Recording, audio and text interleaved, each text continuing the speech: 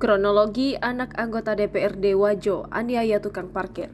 Viral di media sosial, seorang laki-laki memukul tukang parkir di depan toko Mr. DIY Sengkang, Jalan Andi Pagaru, Kelurahan Tenda Opu, Kecamatan Tempe, Kabupaten Wajo pada Senin 30 Januari 2023. Berdasarkan informasi yang dihimpun, pelaku merupakan anak dari salah satu anggota DPRD Kabupaten Wajo.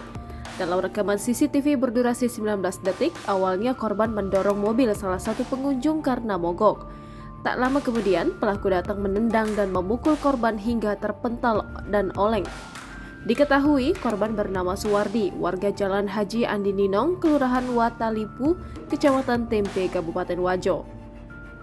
Salah satu warganet, Ridwan Yahya, yang mengomentari video viral tersebut menuliskan agar proses ini cepat diselesaikan.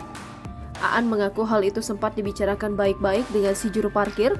Dia berdalih kondisi istrinya yang sementara hamil tua sehingga memilih parkir tak jauh dari lokasi gedung pernikahan. Menurut Aan, dirinya sempat diteriaki oleh juru parkir saat hendak aniaya ke gedung pernikahan. Seusai menghadiri resepsi pernikahan tersebut, Aan menuturkan dirinya mendapati juru parkir tersebut mendorong salah satu mobil mogok. Dia pun mengaku melakukan pemukulan dipicu emosi. Saat berdialog dengan manajemen Mr. DIY, Aan mengklaim dirinya masih parkir di bahu jalan. Dia pun mengaku hilaf dan memohon maaf atas pemukulan tersebut. Jangan lupa subscribe, share, komen, dan like ya!